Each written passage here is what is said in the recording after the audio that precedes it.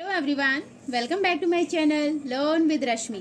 आज इस वीडियो में हम chapter 8 small business and enterprises इसके बारे में डिस्कस करेंगे। तो ये चैप्टर में हम थोड़ी सी कुछ चीज़ें जैसे हमारी एंटरप्रेन्योरशिप हो गया, इनके बारे में भी डिस्कस करेंगे। अच्छा टॉपिक है और एग्ज़ाम्स में पूछा जाता है। जैसा आप सभी जानते हैं कि इस वीडियो पर कोशिश होती है कि आपको फनी वे में और ट्रिक्स के थ्रू आपको चैप्टर समझाया जाए और लर्न कराया जाए। तो चलिए टाइम वेस्ट ना करते हुए हम शुरू करते हैं अपना चैप्टर। तो फर्स्ट टॉपिक है हमारा एंटरप्रेन्योरशिप डेवलपमेंट। तो एंटरप्रेन्योरशिप डेवलपमेंट या ईडी क्या होता है इसके बारे में देख लेते हैं। देखिए, हमारे इंडिया में अगर मैं बात करूँ स्पेसिफिकली इंडिया की, तो यहाँ पर देखिए ऐसा नहीं है कि बहुत सारी जॉब्स हैं। आपने देखा होगा कभी या आपके फैमिली मेम्बर्स में किसी ने फॉर्म भी भरा हो गवर्नमेंट जॉब्स के लिए, अप्लाई भी किया हो, तो अब पता चलता है कि जॉब्स तो केवल 1000 समथिंग है, लेकिन एप्लीकेंट्स उसके लाखों हैं, है ना। तो ऐसा भी नहीं है कि केवल जॉब्स के भरोसे हम लोग रह सकते हैं। पॉपुलेशन इतनी बढ़ती जा रही है, जॉब हर किसी को मिलना पॉसिबल नहीं है, राइट। तो इन्हीं सब चीज़ों को देखते हुए ये एक नया टॉपिक मार्केट में आया, एंटरप्रेन्योरशिप। मतलब अपना बिजनेस हम स्टार्ट करें, राइट। तो अपना बिजनेस स्टार्ट करें। अब अपना बिजनेस स्टार्ट करने के लिए हमें किन चीज़ों की जरूरत पड़ेगी वो पहले हम देख लेते हैं, क्या क्या इंपॉर्टेंट एलिमेंट्स है इसके। सबसे पहला, एंटरप्रेन्योर, तो कोई ना कोई एक ऐसा पर्सन चाहिए जो बिजनेस करने के लिए रेडी हो, स्टार्टअप करने के लिए रेडी हो। तो एंटरप्रेन्योर सबसे पहले होना चाहिए। तो एंटरप्रेन्योर मतलब एक पर्सन ऐसा, मतलब ह्यूमन बीइंग, ऑब्वियसली बिजनेस कोई ह्यूमन बीइंग ही करेगा, तो वो होना चाहिए। सेकंड थिंग आ जाएगी आपकी एंटरप्रेन्योरशिप, मतलब एक प्रोसेस। ऐसा नहीं है कि आपने बिजनेस के बारे में सोचा और बिजनेस शुरू हो गया ना, उसका एक प्रोसेस होता है। उस प्रोसेस के थ्रू हमें बिजनेस स्टार्ट करना होता है, उस चीज़ों को हमें फॉलो करना होता है। तो एक प्रोसेस को फॉलो करते हुए चलेंगे। देन एंटरप्राइज मतलब आउटकम, जब बिजनेस शुरू हो जाएगा एक एंटरप्राइज डेवलप हो जाएगी, राइट। तो सबसे पहले एंटरप्रेन्योर एक पर्सन होना चाहिए, एंटरप्रेन्योरशिप जो एक प्रोसेस को फॉलो करेगा और बिजनेस को शुरू करेगा, राइट। तो अब बात कर लेते हैं need and importance of entrepreneurship. क्या ज़रूरत है एंटरप्रेन्योरशिप की। देखिए, जैसे मैंने अभी शुरू में ही बात की थी कि इतनी हमारी जो पॉपुलेशन है वो इतनी स्पीड से बढ़ती जा रही है, तो ऐसा नहीं है कि हर किसी के लिए जॉब अवेलेबल हो पाएगी। तो उसके लिए हमें स्टेप लेना पड़ेगा एंटरप्रेन्योरशिप का कि अपना बिजनेस शुरू करें, एक छोटा सा स्टार्टअप शुरू करें। अब उस स्टार्टअप से हम आगे अपने को तो एम्प्लॉय करेंगे ही करेंगे और बाकी 2 लोगों को भी एम्प्लॉयमेंट देंगे, है ना। 2 से 4 ऐसे करके हम क्या करेंगे, एम्प्लॉयमेंट भी जनरेट करेंगे। तो बात कर लेते हैं need and importance of entrepreneurship. तो फर्स्ट है लाइफलाइन ऑफ अ नेशन। देखिए, एंटरप्रेन्योरशिप किसी भी नेशन के लिए एक लाइफलाइन है। लाइफलाइन कैसे है, देखिए, जब हम एक स्टार्टअप शुरू करेंगे तो ऑब्वियसली कोई ना कोई प्रोडक्ट मैन्युफैक्चर करेंगे, प्रोडक्ट बनाएंगे। अब ये प्रोडक्ट कस्टमर की डिमांड के अकॉर्डिंग अगर बनाया जाएगा तो उनकी जो डिमांड्स हैं उन्हें हम सेटिस्फाई करेंगे, ठीक है। और इसके थ्रू हम एम्प्लॉयमेंट जनरेट करेंगे जिससे लोगों की स्टैंडर्ड ऑफ लिविंग इम्प्रूव होगी, है ना।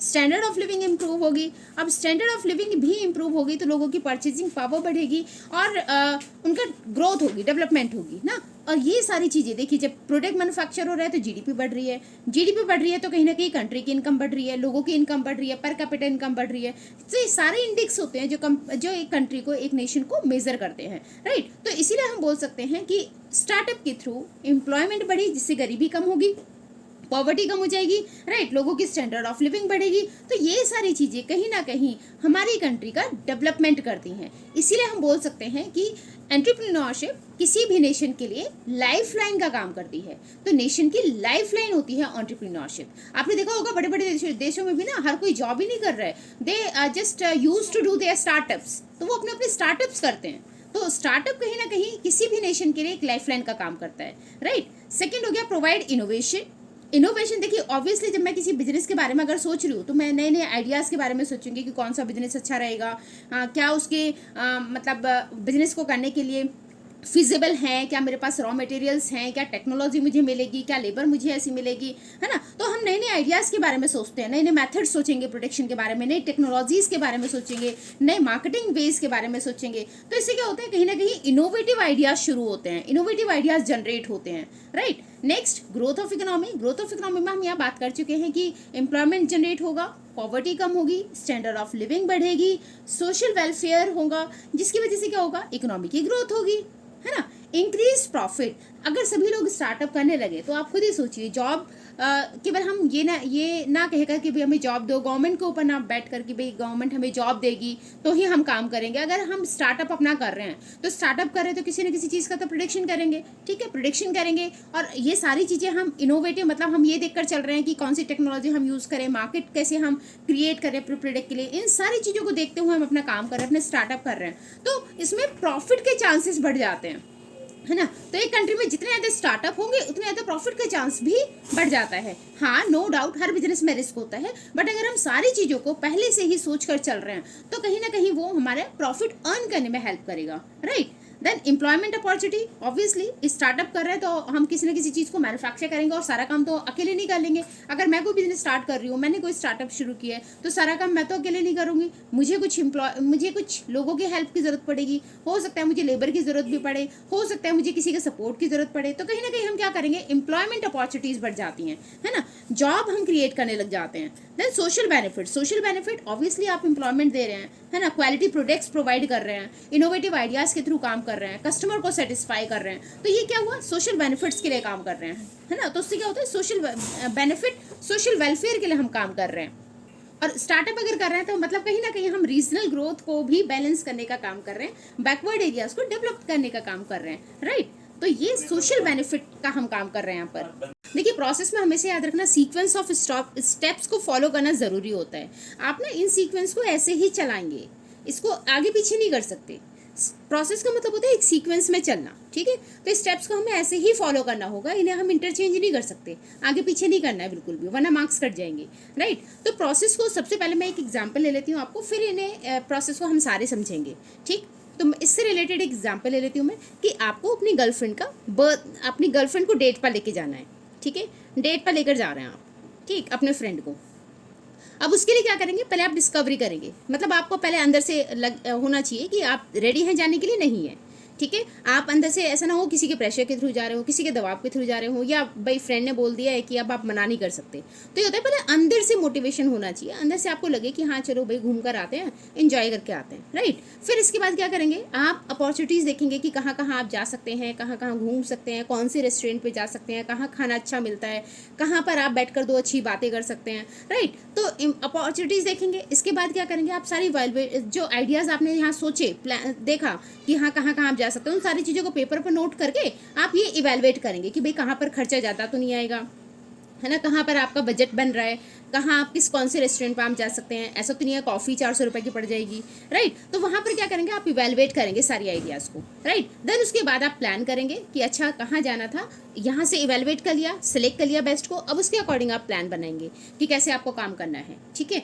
फिर उसके बाद अब ये पैसे कहाँ से आएंगे, फॉर एग्जाम्पल आपने बजट तैयार किया 2000 रुपये का, अब आप ये देखेंगे कि 2000 रुपये कहाँ से आएंगे, कौन से फ्रेंड से मांगे, पापा से लेने हैं या फिर मम्मी से लेने हैं या फिर दोस्त से मांगने हैं, मतलब कैसे आप ये फंड अरेंज करेंगे, राइट। देन पैसे मिलते ही आप क्या करेंगे, इस पर काम शुरू कर देंगे, इस पर काम करना शुरू कर देंगे, मतलब आपने अपनी फ्रेंड को बुलाया और आप घूमने चले गए, ठीक है। अब यहाँ पर फिर आप देखेंगे कि अच्छा इस टाइम आपका बजट कितने का बना था, नेक्स्ट टाइम अगर आपको कुछ और अच्छा करना हो तो आपके पास कितने अमाउंट की ज़रूरत होनी चाहिए, या आपके पास अगर इस बार पैसे बच गए हैं 2000 का बजट में से भी आपने 200 रुपये बचा ली, तो उन 200 रुपये से और क्या इनोवेटिव आप कर सकते हैं। तो आपने 200 रुपये में एक गिफ्ट खरीद लिया, ठीक है, तो यहाँ तक तो आप वैसे ही सब कुछ कर चुके थे, अच्छा अब आपने गिफ्ट और खरीद लिया, तो ये क्या हो गया, ग्रोथ आपने कर ली। देन हार्वेस्ट का मतलब होता है आगे कंटिन्यू करना या फिर अपने बिजनेस को सेल आउट कर देना। तो आपको यहाँ पे कंटिन्यू करना है अपने फ्रेंड के साथ या फिर आगे अपने ब्रेकअप करके अपना करियर पर ध्यान देना है, ठीक है। तो ये था हमारा एक एग्जाम्पल।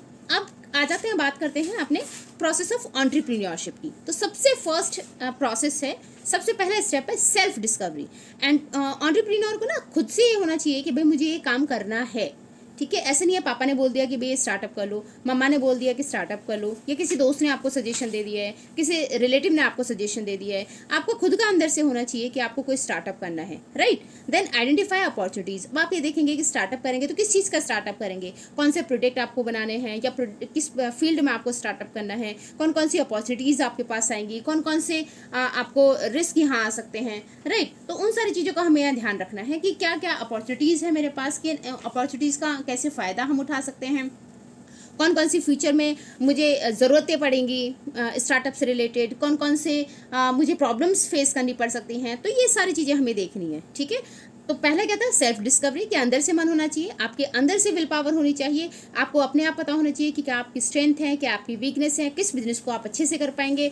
देन हमने अपॉर्चुनिटीज़ देखी कि कौन कौन सा बिजनेस आप कर सकते हैं, उसके लिए किन किन चीज़ों की जरूरत पड़ेगी, कौन कौन सी वांट्स होंगी, कौन कौन सी प्रॉब्लम्स आ सकती हैं, राइट, रिक्वायरमेंट्स क्या होगी, लेबर आपको मिलेगी या नहीं मिलेगी, टेक्नोलॉजी आपको मिलेगी नहीं मिलेगी, तो अपॉर्चुनिटीज़ हम देखेंगे। इसके बाद क्या करेंगे, उन अपॉर्चुनिटीज़ को पेपर पे लिखा और इवेलुएट किया, इवेलुएट करेंगे हम अपने आइडियाज़ को, राइट, कि आप जो ये सोचेंगे थोड़ा सा नए नए आइडियाज़ के बारे में कि क्या आप किस आइडिया के थ्रू अपना स्टार्टअप आप शुरू करेंगे, राइट। तो नए नए आइडियाज़ डेवलप करेंगे हम, ताकि हमारा जो कस्टमर है जिसके लिए हम ये बिजनेस कर रहे हैं, जो स्टार्टअप हम कर रहे हैं, जो प्रोडक्ट हम बनाने जा रहे हैं, उससे कस्टमर सेटिस्फाई हो जाए, राइट। देन प्लानिंग, उसके अकॉर्डिंग प्लानिंग शुरू हो जाती है, रिसर्च, मार्केट रिसर्च, कस्टमर की डिमांड क्या है, एक्सपेक्टेशंस क्या है, उसके अकॉर्डिंग बिजनेस प्लान्स और स्ट्रेटजीज बनाने शुरू करेंगे, right. Then raising startup capital, फिर ये देखा जाता है कि कहाँ से मेरे बिजनेस के लिए पैसा आएगा, मुझे बिजनेस का पैसा कहाँ से मिलेगा, बैंक से लोन लेना है, अपना पैसा लगाना है, या फिर मुझे किसी इन्वेस्टर की ज़रूरत है, तो वो फंड कहाँ से अरेंज करेंगे, ओनर फंड होगा, बोरोड फंड होगा, तो कहाँ से वो पैसा आएगा,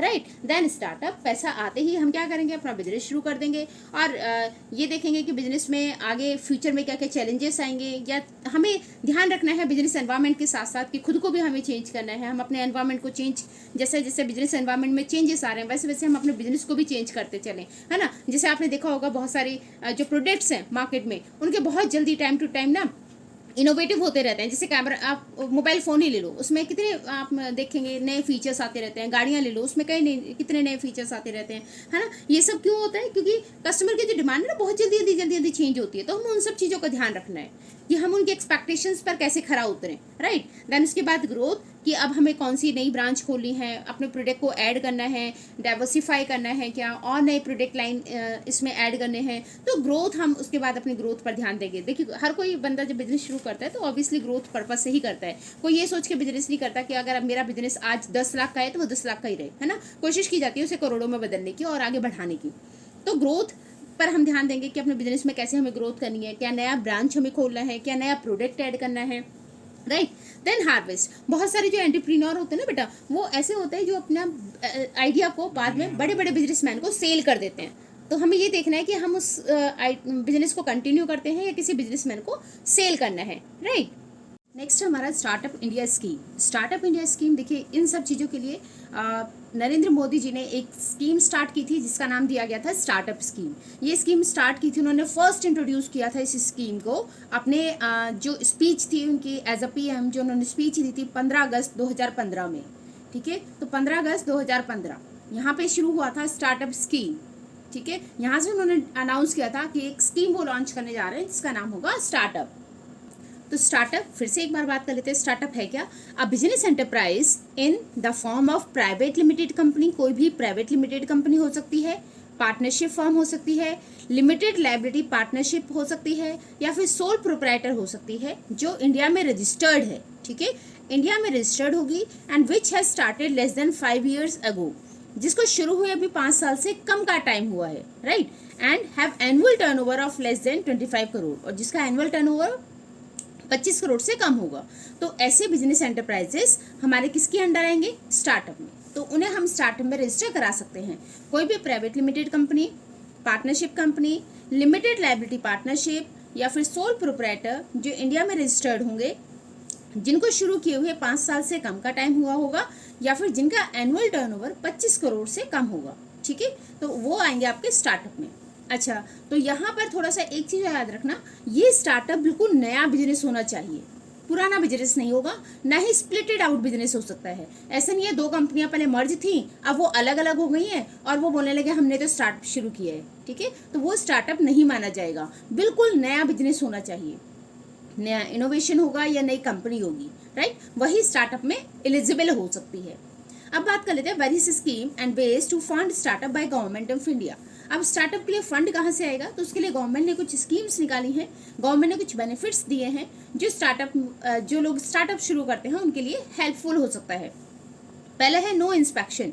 गवर्नमेंट कोई इंस्पेक्शन नहीं करती। अगर किसी का नया बिजनेस है तो उसके लिए कोई इंस्पेक्शन नहीं किया जाएगा पहले 3 साल तक। इंस्पेक्शन मतलब ना तो लेबर लॉस चेक किए जाएंगे, ना ही मतलब आप सेल्फ इंस्पेक्शन कर सकते हैं, अपने लेवल पर आप इंस्पेक्शन करेंगे।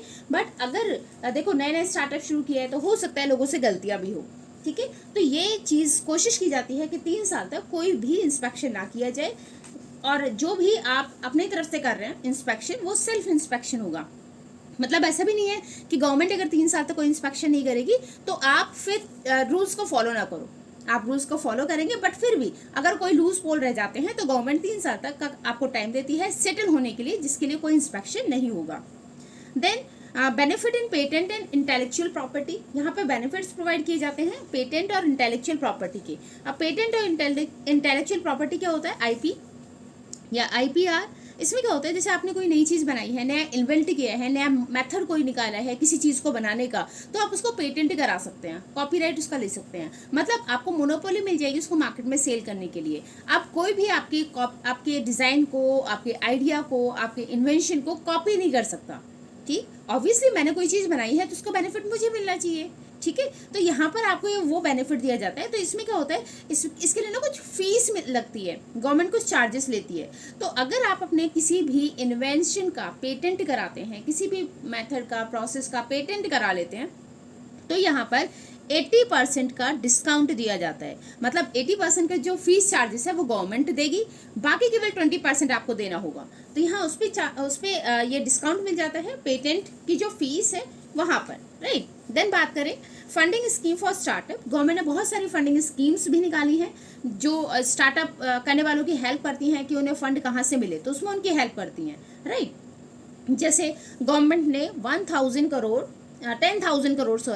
10,000 करोड़ जो अमाउंट है वो स्टार्टअप के लिए अलॉट किया हुआ है। 500 करोड़ का क्रेडिट अलॉट किया हुआ है, क्रेडिट स्कीम्स निकाली हैं। एंड कुछ फॉरेन कंपनीज को भी अट्रैक्ट करने की कोशिश की जाती है, फॉरेन फंड भी आपको यहाँ से मिल सकता है, ठीक है, राइट। तो ये है गवर्नमेंट की स्कीम्स जो गवर्नमेंट आपको प्रोवाइड कराती है स्टार्टअप के लिए, राइट। तो फंड कहाँ से आप अरेंज करेंगे, उसके लिए गवर्नमेंट ने स्कीम्स निकाली हुई है। 1000 करोड़ अलॉट किया हुआ है केवल इसी के लिए, स्टार्टअप के लिए। 500 करोड़ की क्रेडिट स्कीम्स हैं एंड फॉरेन फंड भी अवेलेबल हैं, राइट। तो बहुत सारे फॉरेनर्स ऐसे हैं जो बाहर के लोग होते हैं, विदेशों में बैठे हुए लोग होते हैं, जो स्टार्टअप्स को चेक करते रहते हैं कि किसका स्टार्टअप अच्छा है, किसके स्टार्टअप में पैसा लगाने से फ़ायदा है, तो वो लोग उन स्टार्टअप्स में पैसा भी लगाते हैं। नेक्स्ट आ गया कैपिटल गेन एग्जेम्पशंस। यहाँ पर मतलब अगर आप अपने एसेट्स को बढ़ाते हैं, अपने बिजनेस को बढ़ाते हैं, तो यहाँ भी 3 साल तक आपको कोई टैक्स नहीं देना, ठीक है। आप अपनी एसेट्स को बढ़ा सकते हैं, तो 3 साल तक यहाँ पर भी आपको फ्री किया जाता है, टैक्स फ्री किया जाता है। तो पहले शुरू के 3 साल तक आप अपनी एसेट्स को बढ़ा सकते हैं, मतलब जो भी आप प्रॉफिट कमा रहे हैं उसको उसी बिजनेस में लगा सकते हैं। देन रजिस्ट्रेशन की अगर बात करूँ तो गवर्नमेंट ने एक ऐप निकाला हुआ है यहाँ पर। ये मोबाइल ऐप लॉन्च किया गया था अप्रैल 2016 में। तो यहाँ पर एक सिंगल ऐप के थ्रू आप अपने बिजनेस को रजिस्टर करा सकते हो सिंगल डे में, ठीक है। तो ये एक ऐप बना हुआ है जो पूरा मॉनिटर करता है सारी चीज़ें। इस ऐप के थ्रू आप कर सकते हैं, अपने बिजनेस को रजिस्टर कराना है, रजिस्टर करा सकते हैं, क्लियरेंस कराना है, अप्रूवल लेना है, वो सारी चीज़ें यहाँ पर हो जाती हैं। तो अब ये इजी हो गया कि आपको इधर उधर भटकने की ज़रूरत नहीं है, आपको ये नहीं देखना कि आपको किससे परमिशन लेनी है, कहाँ जाना पड़ेगा, कौन सी लाइन में लगना पड़ेगा। वो सारी चीज़ें आपकी वो सारी प्रॉब्लम्स को गवर्नमेंट ने यहाँ सॉल्व कर दिया मोबाइल ऐप के थ्रू, राइट। नेक्स्ट बात करें इनकम टैक्स एग्जेम्पशन। तो इनकम टैक्स के लिए भी यहाँ एग्जेम्पशन मतलब छूट दी जाती है फर्स्ट 3 ईयर्स तक, मतलब पहले 3 साल तक आपको टैक्स देने की टेंशन नहीं है। तो यहाँ फर्स्ट 3 ईयर्स तक टैक्स एग्जेम्पशन किया जाता है कि आप अपने बिजनेस को आराम से रन कर सकते हैं, आपको किसी टैक्स को पे करने की जरूरत नहीं है। अच्छा, टैक्स 2 तरीके का होता है हमारा। एक होता है टैक्स एग्जेम्पशन जो हम यहाँ पढ़ रहे हैं, दूसरा होता है टैक्स हॉलीडे। टैक्स एग्जेम्पशन का मतलब है कि टैक्स कम हो जाना, ठीक है। ये 10% से 8% हो सकता है, ठीक। और हॉलीडे का मतलब होता है टैक्स बिल्कुल खत्म हो जाना उस टाइम पीरियड तक के लिए, ठीक है। तो यह इनकम टैक्स एग्जेम्पशन है। यहाँ पर भी हो सकता है पूरा टैक्स फ्री कर दिया जाए, या हो सकता है उसकी परसेंटेज बहुत ज़्यादा कम कर दी जाए, ठीक है। तो इनकम टैक्स एग्जेम्पशन दिया जाता है 3 ईयर्स तक। तो 3 साल तक के लिए इनकम टैक्स एग्जेम्पशन मिलता है। इसके बाद आपको टैक्स पे करना होगा, लेकिन शुरू के 3 साल तक आपको किसी टैक्स की जरूरत नहीं है। ये टैक्स बेनिफिट आपको तभी मिलेगा जब आपको सर्टिफिकेट मिल जाएगा इंटर मिनिस्टेरियल बोर्ड से।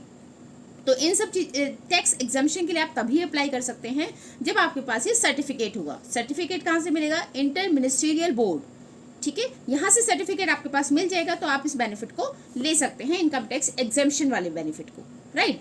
अब बात करते हैं ट्रिक की कि इसे लर्न कैसे रखेंगे आप, कि कौन कौन सी स्कीम्स हैं जो गवर्नमेंट ने निकाली हुई है स्टार्टअप्स के लिए, राइट। तो देखिए यहाँ पर मैंने एक ट्रिक बनाई है इन सबको लर्न करने के लिए। ये ट्रिक है कि मेरा बॉयफ्रेंड एक तो क्यूट ऊपर से NRI है। मेरा बॉयफ्रेंड एक तो क्यूट है ऊपर से NRI है, राइट। अब देखिए यहाँ पर कैसे लर्न रखेंगे आप। B से benefit in patent and intellectual property, F से funding scheme for startup, C for capital gain exemption, U for sorry इसमें क्या C है? क्यूट, ठीक है। N for no inspection, R for registration and I for income tax exemption, ठीक है। फिर से एक बार देख लीजिए आप। B for benefit in patent and intellectual property, F for funding scheme for startup, C for capital gain exemption, N for no inspection, R for registration, I for income tax exemption. तो यहाँ से आप learn रख सकते हैं कि कौन कौन सी स्कीम्स थी जो गवर्नमेंट ने स्टार्टअप्स के लिए शुरू की हुई हैं, राइट। अब बात कर लेते हैं फंडिंग ऑप्शन। देखिए सबसे मेजर प्रॉब्लम आती है कि फंड कहाँ से आए। स्टार्टअप तो आप शुरू करा रहे हैं, ठीक है, लेकिन वो फंड कहाँ से आए, ठीक है। अब इस फंड को हम कैसे अरेंज करेंगे? तो फंड ऑप्शन बहुत सारे होते हैं, उन ऑप्शंस के बारे में हम यहाँ पढ़ लेते हैं कि कौन कौन से ऑप्शंस हैं। फर्स्ट है आपका क्राउड फंडिंग। क्राउड फंडिंग मतलब यहाँ पर शेयर को इशू किया जा सकता है, डिबेंचर्स को इशू किया जा सकता है, जिसके थ्रू लोगों से हमें फंड मिल सकता है, बोरिंग मिल सकती है, राइट। तो यहाँ हम अपने स्टार्टअप से रिलेटेड शेयर इशू कर सकते हैं, डिवेंचर्स इशू कर सकते हैं, लोगों से पैसा मांग सकते हैं, लोन ले सकते हैं, राइट। देन नेक्स्ट है angel investment. Angel investment, angel क्या होता है? फरिश्ता। तो ऐसे ही बहुत सारे लोग ऐसे होते हैं जो अपने पैसे को कहीं इन्वेस्टमेंट करने की सोच में रहते हैं कि कहीं पर कोई ऐसा प्रोजेक्ट उन्हें मिल जाए जहाँ पर वो अच्छे से अपना पैसे को इन्वेस्ट कर सके और एक हायर रिटर्न पा सके। तो यहाँ पर जो लोग नया नया स्टार्टअप शुरू करते हैं, जो स्टार्टअप कर रहे हैं, वो लोग क्या करते हैं, अपने एक पोर्टल बना लेते हैं अपने जिसमें अपने प्रोजेक्ट के बारे में वो बताते हैं, डिटेल्स शेयर करते हैं, और जो भी इन्वेस्टर इंटरेस्टेड होता है प्रोजेक्ट को कंफर्म करता है, उसे चेक करता है, एनालिसिस करता है कि उसमें से कितना रिटर्न मिलेगा, क्या उसके चांसेस हैं ग्रोथ के। वो सारे एनालाइज करने के बाद अगर किसी इन्वेस्टर को वो पसंद आ जाता है तो वो आपके स्टार्टअप में पैसा लगाने के लिए रेडी हो जाते हैं।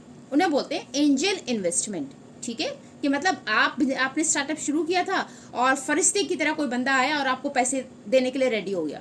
उसको आपका स्टार्टअप इतना अच्छा लगा कि उसने आपको पैसे दे दिए, इसीलिए उसे बोला जाता है एंजल इन्वेस्टमेंट। क्लियर हुआ?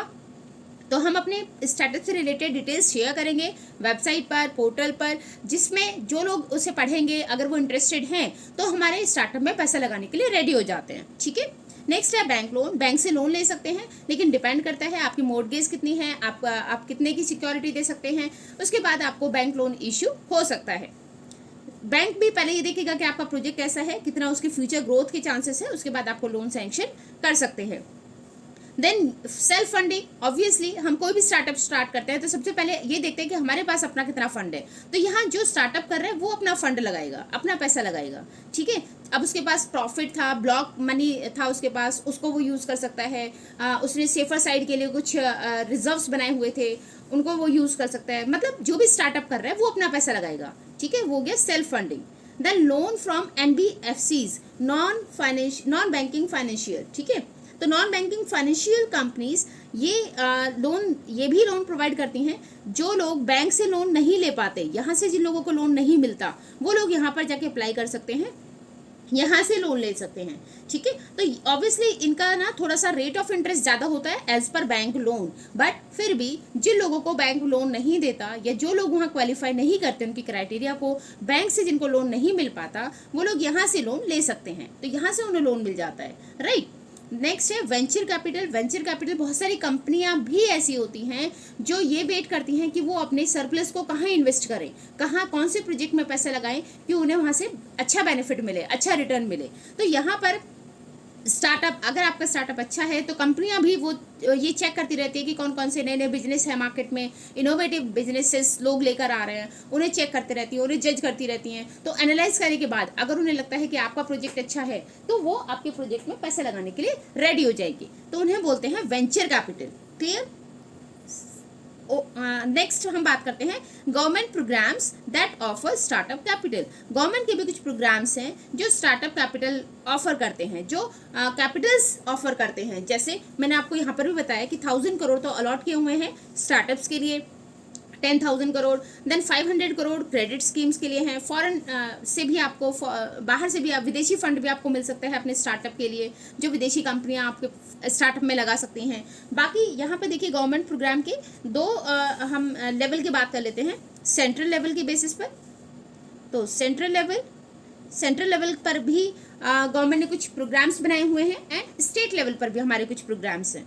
ठीक है, ये स्टेट गवर्नमेंट केवल स्टेट वालों के लिए एलिजिबिलिटी करती है। यहाँ पर केवल जिस स्टेट में आप रहते हैं उस स्टेट में अगर कोई स्कीम है तो ही आप अप्लाई कर सकते हैं, आप दूसरे स्टेट पर अप्लाई नहीं कर सकते। ये सेंट्रल है, यहाँ पर कोई भी अप्लाई कर सकता है। इसमें कुछ स्कीम्स हैं जैसे मुद्राज है, मुद्राज में 10 लाख तक का लोन मिल सकता है, 10 लाख तक का बेनिफिट मिल सकता है, लेकिन ये केवल स्टार्टअप को मिलेगा या फिर स्मॉल और मीडियम साइज की जो एंटरप्राइजेज होती हैं उन्हें मिलेगा, एसएमईज को, बाकियों को नहीं मिलता। ठीक है, तो उसके लिए आपको फिर से रजिस्टर कराना पड़ेगा स्टार्टअप में खुद को। जब आप रजिस्टर करा लेंगे तो ही आप ये सारे बेनिफिट्स ले सकते हैं, राइट, गवर्नमेंट के। देन बात करें तो कुछ है सिडबी, ये small industry development bank of India है, जहाँ से आपको एक चीप रेट पर लोन आराम से मिल जाता है। Bank of ideas and innovation programmes हैं जो केवल इसी पर्पज़ के लिए बनाए गए हैं कि जो नए आइडियाज़ आते हैं या इनोवेटिव आइडियाज़ आते हैं उनके लिए फंड अरेंज करते हैं। स्टेट की मैं बात करूँ तो केरला में भी स्कीम है जो उनकी अपनी स्टेट के लिए है, Kerala state self entrepreneur development mission. ये केवल केरला के लिए है, तो जो केरला में रहता है वो यहाँ इस स्कीम का फ़ायदा ले सकते हैं। Then Maharashtra centre for entrepreneurship development, वहाँ पर भी है। देन राजस्थान स्टार्टअप फेस्ट, तो ये अलग अलग स्टेट्स के हैं। ठीक है, तो आप अपने स्टेट की स्कीम चेक कर सकते हैं और उसके अकॉर्डिंग आप अपना स्टार्टअप के लिए फ़ंड अरेंज करा सकते हैं। ठीक है, अब ये फंडिंग ऑप्शंस आप कैसे याद रखेंगे? अगेन फिर से नो टेंशन, जब मैं आपके साथ हूँ तो आपको टेंशन लेने की क्या ज़रूरत है। ठीक है, तो फिर से हम एक ट्रिक के थ्रू इसे लर्न करते हैं कि कौन कौन से फंडिंग ऑप्शंस है स्टार्टअप के लिए। अब देखिए इसकी ट्रिक क्या है। अच्छा, एक चीज़ और बता दूं, आप इन्हें ना इंटरचेंज कर सकते हैं, मतलब किसी भी पॉइंट को पहले या बाद में लिख सकते हैं। जैसे स्टार्ट हम सेल्फ फंडिंग से भी कर सकते हैं, बुक में जो दिया हुआ है, बट क्योंकि मेरी ट्रिक इस सीक्वेंस में थी इसीलिए मैंने इस सीक्वेंस में लिखा है। ठीक है, तो ऐसा कोई हार्ड एंड फास्ट रूल नहीं है कि आपको इसी सीक्वेंस को फॉलो करना है, बट मेरी ट्रिक इस सीक्वेंस में थी इसीलिए मैंने इस सीक्वेंस में लिखा है, राइट।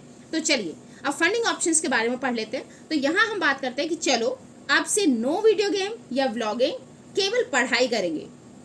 अब से नो वीडियो गेम और व्लॉगिंग, केवल पढ़ाई करेंगे। ठीक है, तो सी से हो गया आपका क्राउड फंडिंग, ए से हो गया आपका एंजल इन्वेस्टमेंट, बी से हो गया आपका बैंक लोन, एस से हो गया आपका सेल्फ फंडिंग, और एन से हो गया आपका NBFCS, non banking financial institutions जो हैं आपके या कंपनीज हैं वो आएगा। ठीक है, तो N for loan from NBFCs, then V for venture capital, G for government programmes that offer startup capital. ठीक है, तो ये व्लॉगिंग वीडियो गेम के है, या तो आप वीडियो गेम याद रख लेना या फिर व्लॉगिंग याद रख लेना। ठीक है, तो चलो अब से नो वीडियो गेम, केवल पढ़ाई करेंगे, या फिर चलो अब से नो व्लॉगिंग, केवल पढ़ाई करेंगे, राइट। तो अब आपने बोल ही दिया है तो अब आपको पढ़ाई भी करनी है, तो अच्छे से पढ़ाई करिए, इंजॉय करिए। नेक्स्ट टॉपिक हमारा intellectual property rights and entrepreneurship या एंटरप्रेन्योरशिप, IPR। ठीक है क्या ये इंटेलेक्चुअल प्रॉपर्टी राइट्स, IPR? क्या है ये IPR? देखिए IPR एक जनरल टर्म है for the assignment of property rights on asset, जिसके थ्रू एक आपको अपनी प्रॉपर्टी पर या एसेट्स पर राइट्स मिल जाते हैं। ठीक है, कि आपकी परमिशन के बिना कोई और उसे यूज़ नहीं कर सकता, उसे बोलते हैं IPR। ठीक है, अगर मैं बात करूँ तो दो कैटेगरी में डिवाइडेड है। कहाँ से कौन कौन से आपको राइट्स मिलते हैं? फर्स्ट है इंडस्ट्रियल प्रॉपर्टी। इंडस्ट्रियल प्रॉपर्टी में क्या क्या आता है? इन्वेंशंस आ जाते हैं जिनका पेटेंट आप करा सकते हैं, ट्रेडमार्क आप करा सकते हैं। ठीक है, इसमें इंडस्ट्रियल डिजाइंस या जियोग्राफिकल इंडिकेशंस होते हैं, जैसे एक पर्टिकुलर लोकेशन के लिए, लोकेशन का आपको सामान बेचना है तो आप ये करा सकते हैं, जैसे कश्मीर के सेब हो गए, है ना, एप्पल हो गए, राइट। कश्मीर का शॉल भी होता है, पश्मीना शॉल, राइट। तो ऐसे ही इन्वेंशंस को पेटेंट या ट्रेडमार्क करा सकते हैं। इंडस्ट्रियल डिज़ाइंस हैं या जियोग्राफी के इंडिकेटर हैं, आपके इंडिकेशंस हैं, उनके लिए आपको ये राइट मिल जाता है। तो ये आता है आपके इंडस्ट्रियल प्रॉपर्टी में।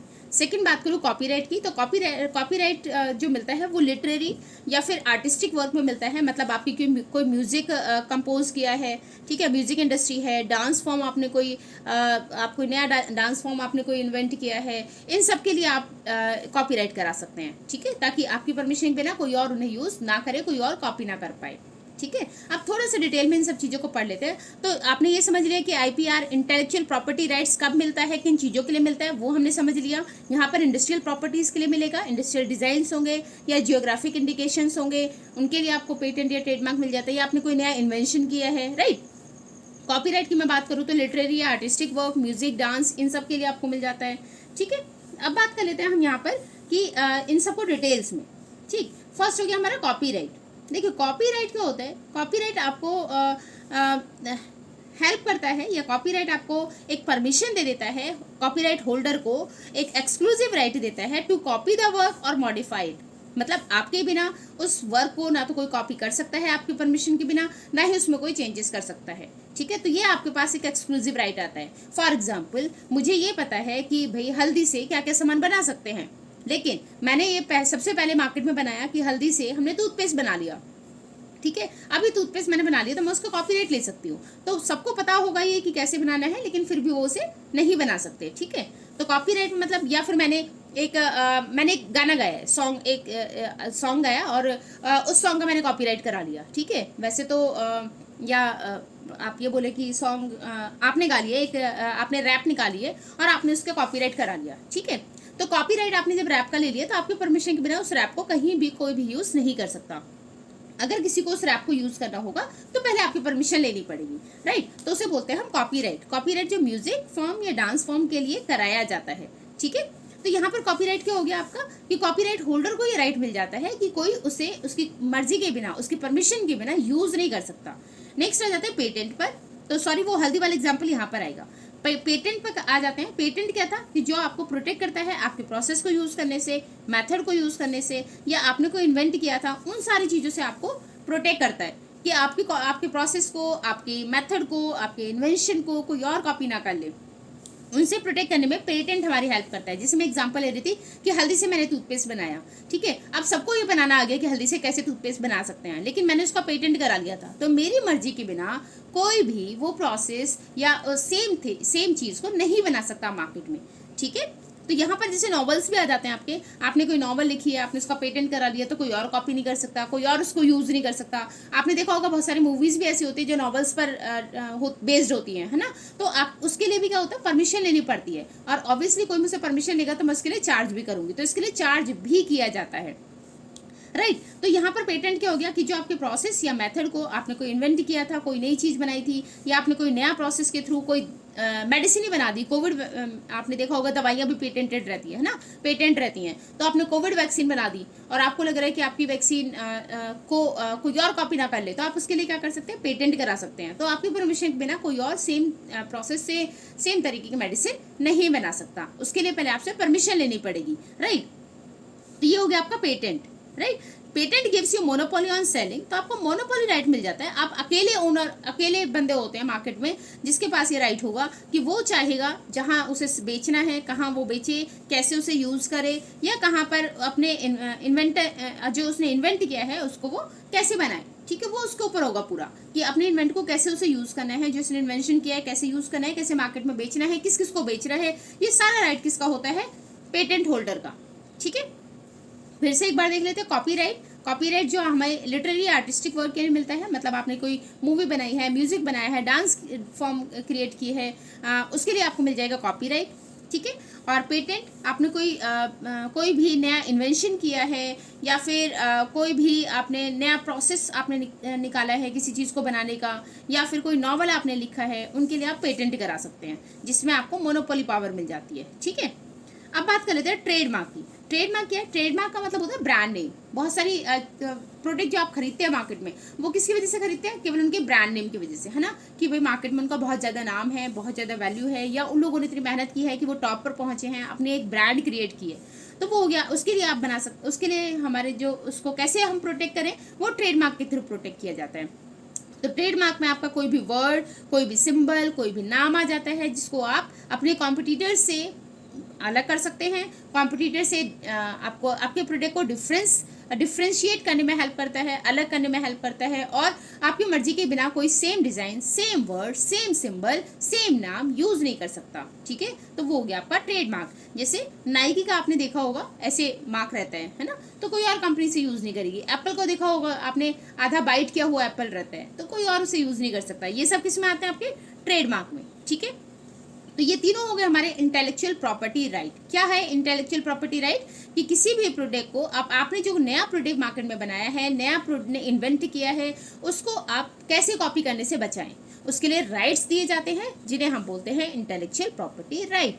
इनमें इंडस्ट्रियल प्रॉपर्टी क्या आता है, जैसे आपके इन्वेंशंस हो गए, डिज़ाइंस हो गए, जियोग्राफिकल इंडिकेटर्स हो गए, इंडिकेशंस हो गए, कॉपीराइट हो गया जिसमें लिटरेरी या म्यूजिक आर्टिस्टिक वर्क आता है। तो मैंने इतनी बार रिपीट कर दिया है, आई होप आपको ये चीज़ें अच्छे से क्लियर हो गई होगी। ठीक है, नेक्स्ट टॉपिक हमारा स्मॉल बिजनेस।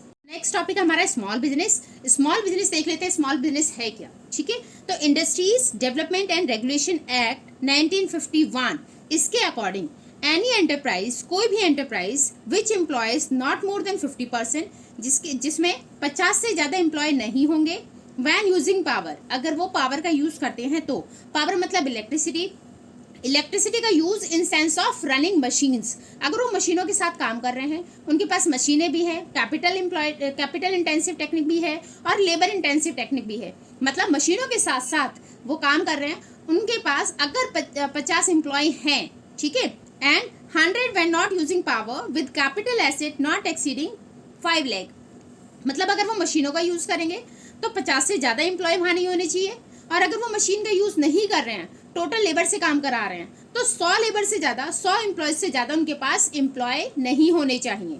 ठीक है, और कैपिटल एसेट उनकी 5 लाख से ज़्यादा भी नहीं होनी चाहिए। तो 2 क्राइटेरिया हैं। पहला क्राइटेरिया हो गया कि अगर वो मशीनों का यूज़ करेंगे तो 50 एम्प्लॉय से ज़्यादा एम्प्लॉय नहीं होने चाहिए।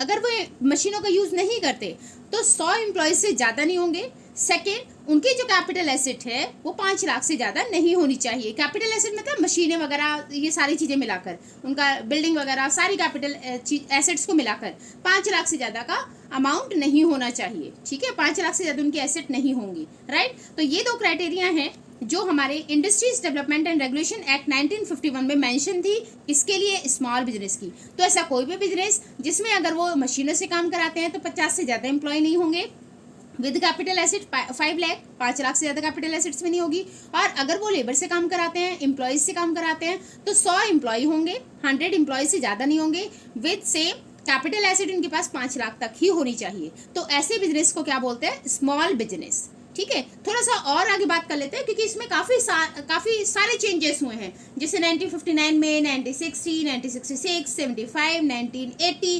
1990 इनफैक्ट। अब हम बात करेंगे 2020। तो इसमें चेंजेस होते रहे हैं, तो हम फाइनली लास्ट चेंजेस की बात करेंगे 2020। तो as per 2020, as per MSMED act 2020, ठीक है, इसके अकॉर्डिंग हम देखेंगे कि स्मॉल बिजनेस किसको बोलते हैं। तो स्मॉल, देखिए बिजनेस हमारा 2 तरीके का होता है, या तो मैन्युफैक्चरिंग या फिर सर्विस, या तो हम कुछ ना कुछ बनाएंगे या फिर हम केवल सर्विस प्रोवाइड करेंगे। तो उनके लिए ये कैटेगरी डिसाइड की गई है कि कौन सा बिजनेस किस कैटेगरी में इंक्लूड होगा। ठीक है, तो अगर मैं बात करूँ इन्वेस्टमेंट की, अगर इन्वेस्टमेंट 1 करोड़ है और टर्नओवर 5 करोड़, टर्नओवर हम सेल आउटपुट बोलते हैं। ठीक है, कितनी सेल आउटपुट है आपकी, मतलब कितना बेच पा रहे हो। तो इन्वेस्टमेंट 1 करोड़ और टर्नओवर 5 करोड़ तक है तो आपका बिजनेस माइक्रो बिजनेस में आएगा। इन्वेस्टमेंट 10 करोड़ और टर्नओवर 50 करोड़ है तो आपका बिजनेस स्मॉल बिजनेस में आएगा। अगर आपका इन्वेस्टमेंट 20 करोड़ है, टर्नओवर 100 करोड़ है, तो आपका बिजनेस मीडियम बिजनेस में आएगा। ठीक है, तो यहाँ पर हमारे ये सारे micro small and medium enterprises act के थ्रू ये कैटेगराइज डिफाइन की गई हैं बिजनेस के लिए। तो आप समझ सकते हैं कि आपका बिजनेस किस कैटेगरी में आएगा। ठीक है, याद कैसे रख सकते हैं? 1, 10, 20 और नीचे यहाँ पर क्या कर दिया हमने 5 से मल्टीप्लाई कर दिया है। 5 1 जा 5, 5 10 जा 50, 25 जा 100। ठीक है, तो 1:5 का रेशियो चल रहा है यहाँ पर। ठीक है, 1, 10, 20, ठीक है, फिर 5, 50, 100। तो इन्वेस्टमेंट अगर 1 करोड़ से 5 करोड़ तक के बीच में आउटपुट है आपका तो माइक्रो बिजनेस में आएगा। 10 करोड़ के इन्वेस्टमेंट, टर्नओवर 50 करोड़ है तो स्मॉल बिजनेस बोला जाएगा। इन्वेस्टमेंट 20 करोड़ है, आउटपुट टर्नओवर 100 करोड़ है तो बिजनेस मीडियम स्केल में आएगा। ठीक है, मीडियम बिजनेस माना जाएगा। राइट, तो ये हो गया हमारा तीनों बिजनेसेस की क्राइटेरियाज। तो हम यहाँ से देख सकते हैं कि हमारा बिजनेस माइक्रो है, स्मॉल है या मीडियम है। राइट, अब बात कर लेते हैं रोल ऑफ स्मॉल बिजनेस। क्या रोल है स्मॉल बिजनेस का रूरल इंडिया में। तो हम रूरल इंडिया की बात करेंगे कि रूरल इंडिया में क्या रोल है स्मॉल बिजनेस का। First, promotion of artistic and creative sense. ठीक है, यहाँ पर इस देखिए स्मॉल स्केल बिजनेस क्या करते हैं। स्मॉल स्केल बिजनेस जो रूरल एरिया है वहाँ की आर्टिस्टिक या क्रिएटिविटी को प्रमोट करने का काम करते हैं। ठीक है, आपने देखा होगा कि गाँव में मोस्टली रूरल एरियाज में जो काम होता है वो मोस्टली लेबर इंटेंसिव टेक्निक से कराया जाता है, लोगों से काम कराया जाता है, जहाँ मैन और वुमेन काम करते हैं। ठीक है, जैसे एग्रीकल्चर तो है ही, एग्रीकल्चर के ऊपर तो हमारे ऊपर इतना बर्डन है कि मतलब लोग बहुत सारे लोग जो हैं वो डिस्गाइज्ड अनएम्प्लॉयमेंट में हैं। मतलब 4 लोगों की जरूरत है एग्रीकल्चर में, लेकिन लगे हुए हैं 6 लोग। ठीक है, तो 2 लोग जो एक्स्ट्रा लगे हुए हैं, अगर वो काम ना भी करे तो भी उस पर कोई फर्क नहीं पड़ने वाला इनकम पर, रेवेन्यू पर, है ना। तो यहाँ पर अब उस एग्रीकल्चर के बर्डन को कम करने के लिए स्मॉल बिजनेस को प्रमोट किया जाता है। ठीक है, स्मॉल बिजनेस को प्रमोट किया गया कि भाई लोग अपना छोटा सा बिजनेस शुरू करके कम से कम जो वहाँ पर आप एक एक्स्ट्रा एम्प्लॉय की तरह काम कर रहे थे वहाँ से हटकर आप अपना बिजनेस शुरू करें और एक्स्ट्रा इनकम ऐड करें अपनी फैमिली में। राइट, तो यहाँ पर इसका मेन रोल होता है कि promotion of artistic and creative sense. ठीक है, तो यहाँ गांव की जो रूरल एरियाज की जो आर्टिस्टिक अचीवमेंट है, जो क्रिएटिविटी है, उनको प्रमोट करने का काम करता है स्मॉल बिजनेस। ठीक है, जैसे आपने देखा होगा हमारे यहाँ की जो हैंडीक्राफ्ट है, हैंडीक्राफ्ट वर्क है, उसकी ना फॉरेन में बहुत डिमांड है, बाहर बहुत ज़्यादा डिमांड होती है हमारे यहाँ की, क्योंकि एक तो हमारे यहाँ की क्वालिटी बहुत अच्छी मिलती है, फिनिशिंग वर्क बहुत अच्छा होता है। ठीक है, आपने हिस्ट्री में भी पढ़ा होगा 10th में, इसके बारे में पूरा चैप्टर था, तो वहाँ पर भी आपने देखा होगा कि इंडियन जो हैंडीक्राफ्ट है उसकी मार्केट में बहुत ज़्यादा डिमांड रहती है। राइट, तो उसको प्रमोट करने का काम होता है स्मॉल बिजनेस का। ठीक है, तो स्मॉल बिजनेस आर्टिस्टिक वर्क को, क्रिएटिव वर्क को प्रमोट करने में हेल्प करता है। Then rural development. अब देखिए भाई यहाँ पर जब लोग काम कर रहे हैं, मैन एंड वुमेन लगे हुए हैं, काम कर रहे हैं वहाँ पर, तो उनके पास अर्निंग आएगी तो अच्छी क्वालिटी का सामान खरीदेंगे, अच्छी एजुकेशन लेंगे, अच्छी मेडिकल फैसिलिटीज़ उन्हें प्रोवाइड होंगी, तो कहीं ना कहीं उस एरिया का क्या होता जाएगा, डेवलपमेंट होता जाएगा। ठीक है, वहाँ पर ग्रोथ होनी शुरू हो जाएगी। ठीक, रीजनल डिस्पैरिटी खत्म हो जाएगी। जो रीजनल डिस्पैरिटी है कि गांव में फैसिलिटीज़ कम होंगी, शहरों में फैसिलिटीज़ ज़्यादा मिलती हैं, अगर स्मॉल बिजनेस स्टार्ट किया जाए गांव की तरफ तो वहाँ पर भी जो डिफरेंसेस हैं शहरों का और गांव का, वो डिफरेंस कहीं ना कहीं खत्म होता चला जाएगा। ठीक है, देन इम्प्रूव्स इकोनॉमिक कंडीशन। जैसे मैंने अभी बताया कि अगर लोगों को काम मिल रहा है, ठीक है, उनके पास पैसे आ रहे हैं, तो वो अच्छी लाइफ एंजॉय करेंगे, है ना, ज़्यादा अच्छे से अपनी जो कंडीशन है उसको इम्प्रूव कर पाएंगे, और जो उन्हें ज़रूरत है अपनी ज़रूरतों को पूरा कर पा रहे हैं, अच्छी एजुकेशन ले पा रहे हैं, अच्छे हॉस्पिटल्स में जा पा रहे हैं अपने ट्रीटमेंट के लिए, बीमार लोग कम हो रहे हैं क्योंकि अच्छा खाना खा रहे हैं, अच्छी क्वालिटी का सामान यूज़ कर रहे हैं, तो कहीं ना कहीं उनकी इकोनॉमिक कंडीशन इम्प्रूव हो जाती है रूरल एरिया की। ठीक है, मोबिलाइजेशन ऑफ लोकल रिसोर्सेज। अब देखिए स्मॉल बिजनेस अगर हमें करना है, ठीक है, तो जैसे फॉर एग्जांपल मुझे कपड़े ही बनाने हैं, कपड़े बनाने के लिए कॉटन चाहिए, तो कॉटन मैं अगर ऐसे एरिया में अपना बिजनेस शुरू करती हूँ जहाँ कॉटन की खेती होती है, तो मुझे वहीं से वो सारी चीज़ें मिल जाएंगी, रेदर देन कि मैं वहाँ से बाहर से ट्रांसपोर्ट करा के अपना सामान मंगाऊँ, है ना। तो अगर ऐसी जगह पर इंडस्ट्री होती है तो वो लोग क्या कर सकते हैं, जहाँ पर ऐसी चीज़ें हैं उन चीज़ों से रिलेटेड इंडस्ट्रीज अगर शुरू करें तो उनका काफ़ी फायदा हो सकता है, क्योंकि लोकल रिसोर्सेज उन्हें वहाँ ईजिली अवेलेबल हो जाएंगी, सारी रिसोर्सेज, लेबर सस्ती मिलेगी, रॉ मटेरियल आराम से मिल रहा है, लोकेशन अच्छा मिल रहा है। ठीक है, तो वहाँ ट्रांसपोर्टेशन का कॉस्ट बच रहा है, खर्चा कम आ रहा है, तो ये सारे बेनिफिट्स हमें मिल जाते हैं स्मॉल बिजनेस के थ्रू। ठीक है, तो स्मॉल बिजनेस अगर हम करते हैं तो कहीं ना कहीं वो जो लोकल रिसोर्सेज हैं, लोकल रिसोर्सेज का अच्छे से यूज हो जाता है, फुली यूटिलाइज हो जाएंगी। ठीक है, क्लियर। देन एम्प्लॉयमेंट, जब आप कोई भी बिजनेस स्टार्ट करोगे तो ऑब्वियसली हमें दूसरे लोगों की हेल्प की जरूरत पड़ेगी, है ना। अगर हम क्योंकि स्मॉल बिजनेस में आपने देखा अभी जो हम इसकी डेफिनेशन पढ़ रहे थे उसमें क्या था कि 50 एम्प्लॉयज़ है, और पावर यूज हो रही है, तो वरना 100 एम्प्लॉयज है और लेबर इंटेंसिव टेक्निक। तो स्मॉल बिजनेस में ना mostly labour intensive technique use की जाती है, मतलब एम्प्लॉयज से काम कराया जाता है, मशीनें कम यूज की जाती है क्योंकि उनके पास इतना फंड नहीं होता। ठीक, तो लेबर से काम ज्यादा कराया जाता है। अब लेबर से काम ज्यादा कराएंगे तो एम्प्लॉयमेंट जनरेट होगा, तो एम्प्लॉयमेंट जनरेट होता है। ठीक है, तो रूरल एरिया का डेवलपमेंट, ओवरऑल डेवलपमेंट कराने में स्मॉल बिजनेसेस हेल्प करती हैं। फिर से देख लें एक बार, गांव की जो आर्टिस्टिक चीजें हैं, क्रिएटिविटी चीजें हैं रूरल एरियाज की, उनको प्रमोट करने में हेल्प करते हैं small business. Then rural development, rural area का डेवलपमेंट करने में हेल्प करते हैं। भाई एम्प्लॉयमेंट आ रहा है, लोग अच्छा काम कर रहे हैं, अच्छी जॉब ले रहे हैं, अच्छा अर्न कर रहे हैं, अच्छा खा रहे हैं, अच्छा पी रहे हैं, अच्छा पहन रहे हैं, अच्छी मेडिकल फैसिलिटीज ले रहा है, तो डेवलपमेंट होता है रूरल एरिया का। इकोनॉमिक कंडीशन, वही सब कुछ आ गया कि वो अच्छी चीजें यूज कर रहे हैं तो कहीं ना कहीं उनकी अपनी इकोनॉमिक कंडीशन भी अच्छी होती है। ठीक है, mobilisation of local resources, local resources का बेस्ट यूज हो जाता है, जो चीजें वहां पर ही बन रही हैं वहीं से वहीं पर उगाई जा रही हैं, रॉ मटेरियल वहाँ ईजी मिल रहा है, तो उनका यूज अच्छे से हो सकता है, एम्प्लॉयमेंट जनरेट होता है। राइट, अब इनको आप सेम वैसे ही सीक्वेंस इंटरचेंज कर सकते हैं, बट क्योंकि मैंने ट्रिक बनाई थी लर्न करने के लिए, फिर से आप लोगों के लिए खुशखबरी। तो रोल को कैसे याद रखेंगे, role of small business in rural India, prime से। तो हम प्राइम रोल की बात करेंगे, prime role of small business. Small business का रोल कैसा था, प्राइम रोल है, बहुत इंपॉर्टेंट रोल है। तो प्राइम रोल है P for promotion of artistic and creative sense, R for rural development, I for improves economic condition, M for mobilisation of local resources and E for employment. ठीक है, तो ये prime role है small business का, जिसके through आप ये सारे रोल, सारे पॉइंट्स लर्न कर सकते हैं। ठीक है, अब बात कर लेते हैं, हमने स्मॉल बिजनेस की बात की कि स्मॉल बिजनेस शुरू कर सकते हैं, लेकिन अभी जैसे मैं बात कर रही थी कि स्मॉल बिजनेस में उन लोगों के पास बहुत ज़्यादा फंड नहीं होता। ठीक है, तो बहुत सारे लोग ऐसे हैं जिनके पास आइडियाज़ तो है कि बिजनेस हम शुरू करें, लेकिन उनके पास पैसे नहीं है, उनके पास रिसोर्सेज नहीं है। ठीक है, उनके पास मशीनें नहीं है कि वो कॉम्पिटिट कर पाएँ दूसरी कंट्रियों के साथ या दूसरी कंपनियों के साथ। ठीक, तो उन प्रॉब्लम्स का क्या सॉल्यूशन है, तो उन प्रॉब्लम्स के लिए गवर्नमेंट ने कुछ स्कीम्स शुरू की थी। तो उन स्कीम्स के बारे में हम यहाँ पढ़ लेते हैं। गवर्नमेंट असिस्ट करती है, लोगों को एडवाइस देती है, और स्कीम्स गवर्नमेंट ने कुछ निकाली हुई हैं, कुछ शुरू की हुई हैं, जिनके बारे में हम पढ़ेंगे। तो बेसिकली यहाँ हम दो स्कीम्स के बारे में बात करेंगे, एक इंस्टीट्यूशनल सपोर्ट और दूसरा इंसेंटिव्स ऑफर्ड बाय गवर्नमेंट।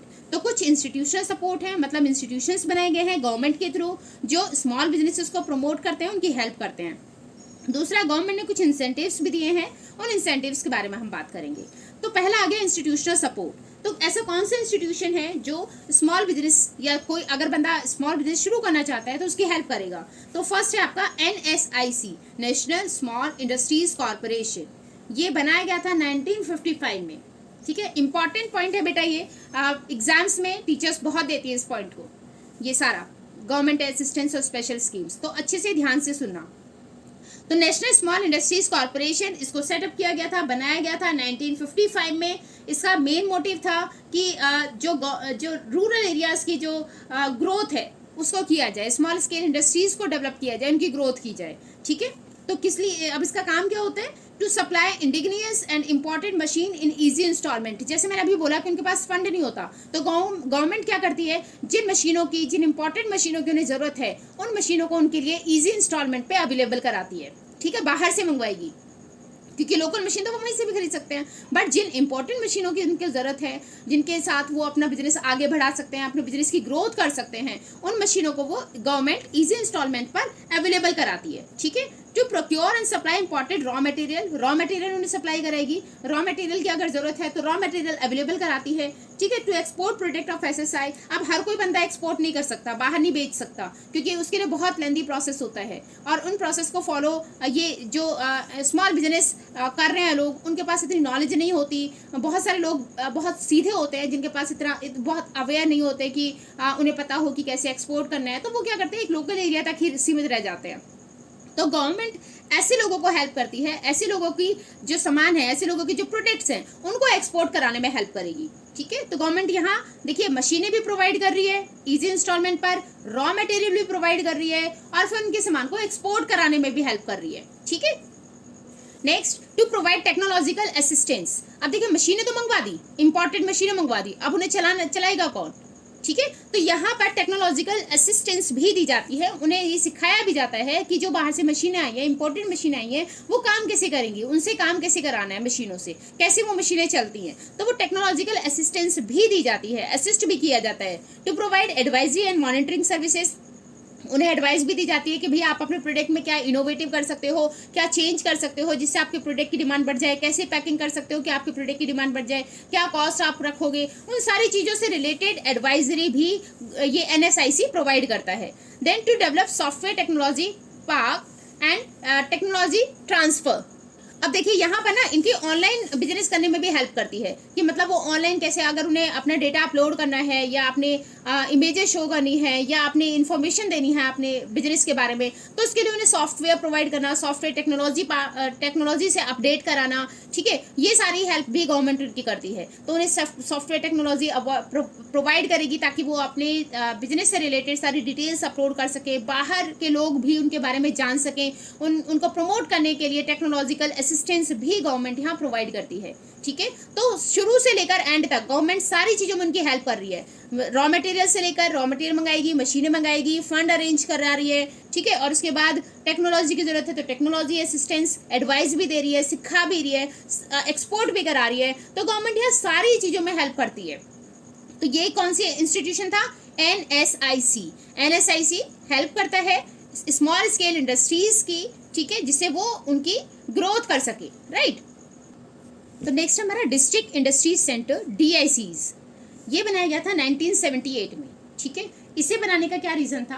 देखिए जैसे मैंने भी आपको बताया कि जो स्मॉल स्केल इंडस्ट्रीज़ के लोग हैं या रूरल एरियाज़ के लोग हैं, हिली एरियाज़ के लोग हैं, वो बहुत ज़्यादा अवेयर नहीं होते, उन्हें बहुत ज़्यादा नॉलेज नहीं होती कि बिज़नेस को कैसे शुरू किया जाए, ठीक है। तो उनकी प्रॉब्लम्स रहेंगी कि कहाँ शुरू करें, कब शुरू करें, ठीक है, किसका बिजनेस करें, right, what, where, when, by whom, कैसे शुरू किया जाएगा, ठीक, ये सारी प्रॉब्लम्स रहती है, ये सारे क्वेश्चंस उनके रहते हैं कि भाई कब शुरू करेंगे, क्या किस चीज़ का बिजनेस करेंगे, कहाँ करेंगे, कौन कराएगा, ठीक है, कौन करेगा, कौन हेल्प करेगा, राइट। इन सारे क्वेश्चंस का आंसर है डीआईसी।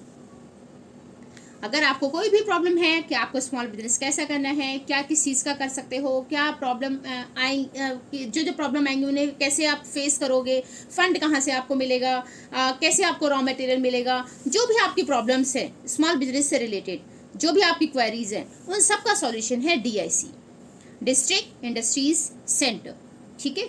पढ़ लेते हैं इसके बारे में। तो डिस्ट्रिक्ट इंडस्ट्रीज सेंटर क्या है? एक ऐसा इंस्टीट्यूशन है डिस्ट्रिक्ट लेवल पर एक ऐसा इंस्टीट्यूशन है which provide all services and support to entrepreneur for setting up small scale business, जो सारी सर्विसेज, सारा सपोर्ट देता है एंटरप्रेन्योर को अगर उसे अपना स्मॉल स्केल बिजनेस शुरू करना है। तो अगर किसी भी पर्सन को स्मॉल स्केल बिजनेस शुरू करना है तो उससे रिलेटेड सारी सर्विसेज, सारी सपोर्ट प्रोवाइड कराने का काम किसका है? डीआईसी का, ठीक है। तो ये एक ऐसा इंस्टीट्यूशन है जो डिस्ट्रिक्ट लेवल पर किसी भी एंटरप्रेन्योर की स्मॉल स्केल इंडस्ट्रीज से रिलेटेड प्रॉब्लम्स को सॉर्ट आउट करता है, उसे सपोर्ट करता है, ठीक है, सारी सर्विसेज प्रोवाइड करेगा और पूरा सपोर्ट देगा, ठीक है। तो ये काम किसका है? डीआईसी का। अब डीआईसी क्या करता है? DIC provide all promotional activities, सारी प्रमोशनल एक्टिविटीज प्रोवाइड करता है कि क्या तो सुटेबल स्कीम रहेगी आपकी, किस स्कीम के थ्रू आप अपना बिजनेस शुरू करोगे। फिजिबिलिटी रिपोर्ट बनाता है कि जो भी बिजनेस हम सोच रहे हैं उसमें किस टाइप के हमें लेबर चाहिए, किस टाइप की हमें मशीनें चाहिए। फिजिबिलिटी मतलब जैसे आपने सोच तो लिया माइंड में, अब उसको जब एक्शन में लेकर आओगे तो क्या उससे रिलेटेड टेक्नोलॉजी आपके पास है, क्या उससे रिलेटेड लेबर आपको मिलेगी, क्या उससे रिलेटेड रॉ मटेरियल आपको मिलेगा। ये होता है फिजिबिलिटी, ठीक है, कि उससे रिलेटेड जिन जिन चीज़ों की हमें जरूरत है क्या वो चीज़ें मार्केट में मिलेंगी। तो यहाँ पर ये बताएगा डीआईसी आपको हेल्प करता है, डीआईसी सुटेबल स्कीम्स आपको बताता है कि किन स्कीम्स के थ्रू आप अपना स्मॉल स्केल बिजनेस शुरू कर सकते हो। उसकी फिजिबिलिटी रिपोर्ट बनाएगा कि आपको ये सारी चीज़ें कहाँ कहाँ से मिलेंगी, और फिर अरेंजिंग फॉर क्रेडिट अरेंज करने में भी हेल्प करता है। मतलब आप अगर जीरो पर भी खड़े हैं, जीरो स्टार्टिंग पॉइंट से आपको ये लेकर चलेगा, ठीक है, और फंड काम दिलवाने तक का आपका काम करेगा, आपका बिजनेस स्टार्ट कराने तक में आपकी हेल्प करेगा, ठीक है। तो सारी प्रॉब्लम्स का एक ही सॉल्यूशन, डीआईसी। क्लियर हुआ? समझ में आ गया। तो पहले हमने पढ़ा था NSIC जो मशीनें भी दिला रहा है, रॉ मटेरियल भी दिला रहा है, प्रमोट भी कर रहा है, एक्सपोर्ट भी कर रहा है, टेक्नोलॉजी भी आपको प्रोवाइड कर रहा है। नेक्स्ट वो था नेशनल लेवल पर, डिस्ट्रिक्ट लेवल पर DIC, जो आपकी कोई भी प्रॉब्लम है, कैसे आपको बिजनेस शुरू करना है, कहाँ आपको बिजनेस शुरू करना है, कहाँ से आपको फंड मिलेगा, कहाँ से आपको रॉ मटेरियल मिलेगा, वो सारी चीज़ें अवेलेबल कराने का काम किसका है, DIC का। वो बना था 1955 में NSIC, और ये बना था 1978 में, ठीक है, फर्स्ट में 1978।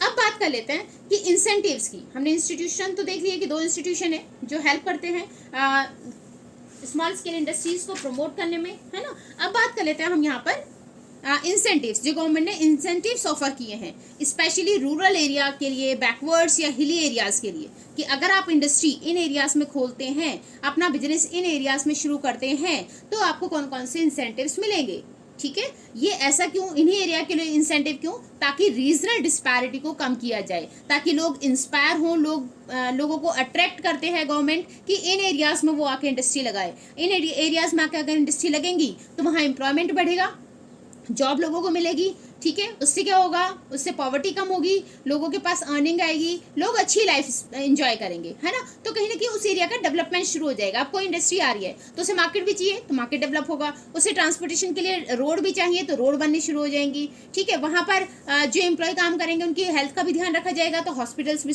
खुलेंगे, स्कूल्स भी खुलेंगे, तो कहीं ना कहीं उस एरिया का डेवलपमेंट शुरू हो जाता है अगर इंडस्ट्रीज ऐसे एरिया में आती हैं तो। जैसे आपने देखा होगा आपके आसपास ही अगर ऐसे एरियाज हो, तो आपको भी पता चला होगा कि अगर कोई भी कंपनियां, 2-3 कंपनियां आ गई उस एरिया में, तो उस एरिया का डेवलपमेंट बहुत तेजी से हो जाता है ना। तो इसीलिए अगर कोई भी पर्सन अपनी इंडस्ट्री रूरल एरिया या बैकवर्ड एरिया या हिली एरियाज में लगाना चाहता है, कोई अपना बिजनेस शुरू करना चाहता है, तो उसको गवर्नमेंट कुछ इंसेंटिव्स देती है। जैसे लैंड एट कंसेशनल रेट, आपको जमीन की जरूरत होगी तो गवर्नमेंट जमीन आपको सस्ते दामों पर दिलवाएगी, सस्ते रेट पर आपको जमीन दिलवाएगी वहां पर, ठीक है। एस्टेब्लिशमेंट ऑफ इंडस्ट्रियल एस्टेट, आपकी इंडस्ट्री लगवाने में, एस्टेब्लिश करने में वहां पे हेल्प करेगी गवर्नमेंट। डेवलपमेंट ऑफ इंफ्रास्ट्रक्चर आपको डेवलप करके देगी, मतलब आसपास स्कूल, हॉस्पिटल्स, ऐसी चीज़ों का वो ध्यान रखेगी, ठीक है। Roads, providing finance at concessional rate, loan भी प्रोवाइड किया जाता है कंसेशनल रेट पर, सस्ते दामों पर लोन प्रोवाइड किया जाता है, सस्ती रेट ऑफ इंटरेस्ट पर, सस्ती ब्याज दर पर, ठीक है। तो लो रेट ऑफ इंटरेस्ट पर फाइनेंस प्रोवाइड किया जाता है। प्रोवाइडिंग सब्सिडीज, गवर्नमेंट बहुत सारी सब्सिडीज देती रहती है, छूट देती रहती है, जैसे लेबर लॉ को फ्लेक्सिबल कर दिया, ठीक है। लाइट आपको सस्ती देती है वहाँ पर, बाकी एरियाज के कंपैरिजन में वहाँ पे आपको बिजली सस्ती मिलेगी, पानी आपको सस्ता मिलेगा, ठीक है। तो बहुत सारी सब्सिडीज गवर्नमेंट यहाँ देती है। टैक्स कंसेशन, शुरू के कुछ सालों तक अगर आप अपना बिजनेस एस्टेब्लिश कर रहे हो तो उसमें कुछ सालों तक, कुछ टाइम तक आपको टैक्स कंसेशन दिया जाता है, आपसे टैक्स नहीं चार्ज किया जाएगा या टैक्स की रेट कम कर दी जाएगी, ठीक है। तो ये सारे बेनिफिट्स दिए जाते हैं अगर कोई भी अपनी industry rural area, backward area या हिली एरियाज में बनाता है तो, लगाता है तो, ठीक है। अब इन सबको याद करने की लास्ट चैप्टर का लास्ट टॉपिक था और लास्ट ट्रिक। तो अब इन इंसेंटिव्स को आप कैसे याद रखेंगे, इन इंसेंटिव्स के लिए मैंने ये ट्रिक बनाई है कि एलईडी टीवी पर पीपीटी बनाई है आपने पूरे चैप्टर की। लास्ट में एलईडी टीवी पर आपने एक पीपीटी बना ली इस पूरे चैप्टर की, ठीक है, स्मॉल बिजनेस की, राइट। तो L, land at concessional rate, E for establishment of industrial estate, D for development of infrastructure, P for providing finance at concessional rate, P for providing subsidies, T for tax concession. तो last में आपने क्या किया था, सारे chapter पढ़ने के बाद एलईडी पर एक पीपीटी बनाई, ठीक है। तो यहाँ से आपकी ये चैप्टर खत्म होता है। आई होप आपने चैप्टर को एंजॉय किया होगा। ट्रिक्स आपको अच्छी लगी हो तो कमेंट में ज़रूर बताइए कौन सी ट्रिक आपको सबसे अच्छी लगी थी, कौन सा टॉपिक आपको सबसे ईजी लगा, सबसे फनी लगा, कमेंट में आप जरूर बताइए। बेटा आप लोगों के लिए हम इतनी मेहनत करते हैं तो आप भी एक लाइक का बटन तो दबा ही सकते हैं। लाइक करिए, शेयर करिए अपने दोस्तों के साथ ज़्यादा से ज़्यादा, ताकि जैसे आपने एंजॉय करा ऐसे बाकी लोग भी एंजॉय करें, बाकी बच्चे भी एक ईजी और फनी वे में चैप्टर को समझे। मिलेंगे नेक्स्ट वीडियो में। यहाँ तक देखने के लिए वीडियो को धन्यवाद। नेक्स्ट वीडियो में मिलेंगे नेक्स्ट टॉपिक के साथ। टिल देन अपना ध्यान रखिए, अपनी फैमिली का ध्यान रखिए एंड बाय बाय।